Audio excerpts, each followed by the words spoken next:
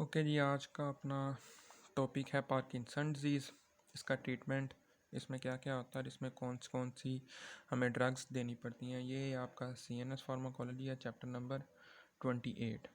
अब पार्किंसंस होती क्या। सबसे पहले पार्किंसन उसने बताया हुआ है कि जी ये एक मूवमेंट डिसऑर्डर है जो किस वजह से होती है, डिसफंक्शन होता है किसका, बेजल गैंग्लिया का। इसके अंदर क्या क्या होता है, इसके लिए निमोनिक है, raft, resting tremors, akinesia, flat facies और स्केलेटन मसल की रिजिडिटी पार्किंसन के अंदर ये होती है। अब पार्किंसन नेचुरली भी हो सकती है और किसी और वजह से भी हो सकती है। नेचुरली कैसे होती है, नेचुरली होती है कि म्यूटेशन आती है जीन्स के अंदर। कौन कौन से जीन्स के अंदर म्यूटेशन आती है, साइन न्यूक्लियन और पार्किन, इन दोनों जीन्स के अंदर म्यूटेशन आ जाती है, एक चीज़। और दूसरा ये किसकी वजह से हो सकता है कि अगर कोई बंदा किसी ऐसी इंडस्ट्री में काम कर रहा है जिसमें लेड और मैग्नीशियम इन दोनों का बहुत ज़्यादा यूज़ है, तो क्या होता है कि इंक्रीज़ इनटेक या लेड और मैग्नीशियम का एक्सपोजर काफ़ी देर तक रहे, बंदा वहाँ पे काम करता रहे, तो उसकी वजह से भी ये पार्किंसन हो जाती है। क्या होता है इसमें कि जो डोपामीन होती है ना, डोपामीन का लेवल बॉडी के अंदर कम हो जाता है, CNS के अंदर डोपामीन का लेवल कम हो जाता है, एक चीज़ ये होती है। या दूसरा क्या होता है कि जो डोपामीन के रिसेप्टर्स है ना, डोपामिनर्जिक न्यूरॉन्स, वो डिस्ट्रॉय हो जाते हैं, तो इसकी वजह से आप में पार्किंसंस हो जाती है। और दूसरी होती है, कुछ ड्रग्स होती हैं जो बॉडी के अंदर डोपामीन को डिस्ट्रॉय कर देती हैं, या फिर आप कह लें कि पार्किंसन इंड्यूस करती हैं, दो तीन तरह से। उनमें ड्रग्स कौन कौन सी हैं ये इंपॉर्टेंट है, ये आपने याद रखनी है कौन कौन सी हैं।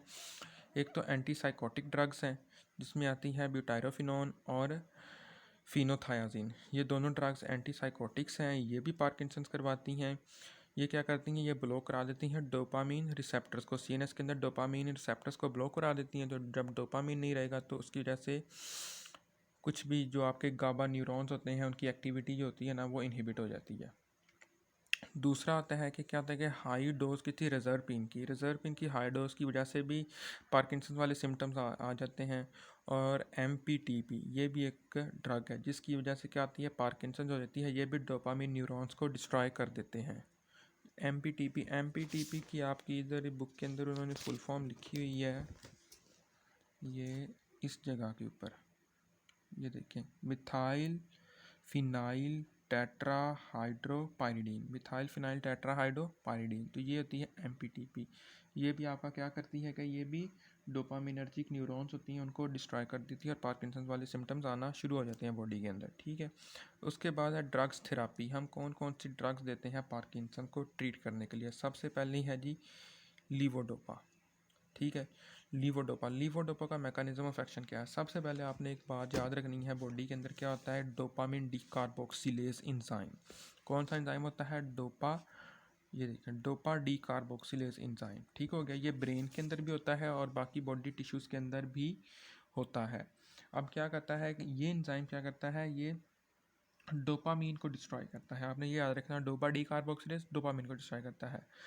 अब हमने क्या करना होता है कि जो अकेली डोपामीन होती है ना, उसकी बायोअवेलेबिलिटी बहुत कम होती है, ठीक है। डोपामीन की बायोअवेलेबिलिटी बहुत कम होती है, जिसकी वजह से वो ना ब्लड ब्रेन बैरियर वो क्रॉस नहीं कर सकती। इसलिए हम डोपामीन, अकेला डोपामीन नहीं दे सकते हैं, हम उसकी फॉर्म यूज़ करते हैं, प्रिकर्सर फॉर्म है लीवोडोपा। ये आपको बताइए लीवोडोपा, हम लीवोडोपा देते हैं। लीवोडोपा जो होती है ना, वो ब्रेन में इंटर हो जाती है। क्या होती है, ब्रेन में इंटर हो जाती है, किसके थ्रू इंटर होती है, ट्रांसपोर्टर्स होते हैं, ये देखें L अमाइनो एसिड ट्रांसपोर्टर, तो इसके थ्रू लीवोडोपा ब्रेन के अंदर इंटर होती है। लीवोडोपा के ऊपर वहाँ पे ब्रेन के अंदर एंजाइम होता है, आपको पहले बताया है डोपा डीकार्बोक्सिलेज। वो क्या करता है कि लीवोडोपा को दोबारा कन्वर्ट कर देता है किसके अंदर, उसको तोड़ देता है डोपामीन के अंदर, और डोपामीन रिसेप्टर्स के ऊपर जाके अटैच होती है और अपना फंक्शन परफॉर्म करती है। यानी पार्किंसंस के जो साइन और सिम्टम्स होते हैं वो ट्रीट होना शुरू हो जाते हैं, सही होना शुरू हो जाते हैं। लेकिन हम लीवोडोपा को अकेला नहीं दे सकते हैं, इसके साथ हमें एक ड्रग देनी पड़ती है जिसका नाम है कार्बिडोपा। ये आपके इधर लिखी हुई है, लीवोडोपा का देते हैं किसके साथ, कार्बिडोपा के साथ। कार्बिडोपा के साथ क्यों देते हैं, क्योंकि ये जो अगर हम अकेली लीवोडोपा देते हैं ना तो वो तो डोपा डी कार्बोक्सिलेज उसको तो पेरीफ्री आपके सीएनएस में जाने से पहले ही बॉडी के अंदर उसको लीवोडोपा को तोड़ देगा। तो इसलिए हम साथ देते हैं कार्बिडोपा। कार्बिडोपा का काम क्या होता है कि वो जो पेरीफ्री के अंदर आपकी पूरी बॉडी के अंदर जो इंजाइम होता है ना डोपा डी कार्बोक्सिलेज, उसको वो इनहिबिट कर देता है। जब डोपा डी कार्बोक्सिलेज इनहिबिट हो जाता है कार्बिडोपा के थ्रू, तो लीवोडोपा होती है वो जो इजीली इंटर हो जाती है एल अमाइनो एसिड ट्रांसपोर्टर्स के थ्रू ब्रेन के अंदर, और ब्रेन के अंदर वो एंजाइम इनहिबिट नहीं हुआ होता है डोपा डी कार्बोक्सिलेज, तो वहाँ पे लीवोडोपा जो होती है ना वो डोपा डी कार्बोक्सिलेज के थ्रू टूट जाती है और डोपामीन में कन्वर्ट होकर डोपामीन रिसेप्टर्स के ऊपर लग जाती है। जी आगे उन्होंने बात की ये इसके फार्माकोलॉजिकल इफ़ेक्ट्स की। तो इसके अंदर उन्होंने ये बताया हुआ है कि पार्किंसन के जो साइन और सिम्टम्स होते हैं वो ट्रीट होते हैं, पार्टिकुलरली ब्रेडिकाइनेसिया मूव ओवर ठीक हो, तो ये सब काम होना शुरू होता है। ऑन और ऑफ मैकेनिज्म की बात की हुई है कि जी जब पार्किंसंस के साइंस आना शुरू होते हैं तो उसे फिनोमिना कहते हैं। लेकिन जब हम ये ड्रग देते हैं लीवोडोपा या कोई और ड्रग जो पार्किंसन के लिए यूज़ होती हैं, आगे बढ़ाते हैं आपको, तो क्या होता है कि वो जो ऑफ फिनोमिना होता है ना वो ट्रीट होना शुरू हो जाता है, यानी वो ऑन की तरफ आना शुरू हो जाता है, यानी कि साइन और सिम्टम्स पार्किंसन वाले ख़त्म होना शुरू हो जाते हैं, तो उसे कहते हैं ऑन मैकेनिज़्म। ठीक है, उसके बाद उसने टॉक्सिसिटीज़ की बात की है। टॉक्सिसिटी के लिए आपने निमोनिक याद रखना है। लीवोडोपा के टॉक्सिसिटीज़ के लिए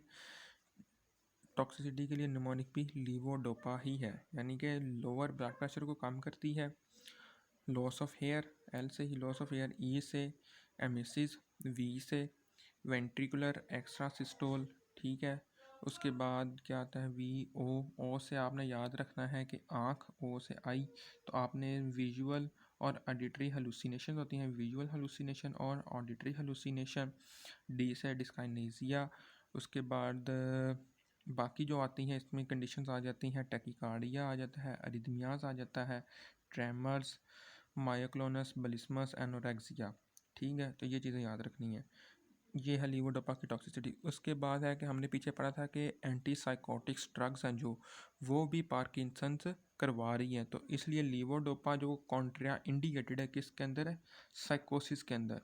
जो साइकोटिक का पेशेंट है ना उसके अंदर हम लीवोडोपा नहीं दे सकते हैं, क्योंकि वो मज़ीद इंक्रीज़ करवा देगा। ऑलरेडी उसमें डोपामीन बहुत ज़्यादा हाई होती है, तो इसलिए हमें आप मज़ीद अगर हम डोपामीन देंगे, पहले तो साइकोसिस के अंदर डोपामीन हाई होती है, अगर हम मज़ीद डोपामीन दे देंगे तो उससे क्या हो जाएगा कि काम ख़राब हो जाएगा, मिट्रासिस हो सकती है, ग्लूकोमा हो सकता है, तो ये सारी चीज़ें उसमें हो सकती हैं साइकोसिस वाले पेशेंट के अंदर। इसलिए हम डोपामीन, क्योंकि वहाँ पे ऑलरेडी हाई है, तो हम मज़ीद डोपामीन हम उधर नहीं देंगे।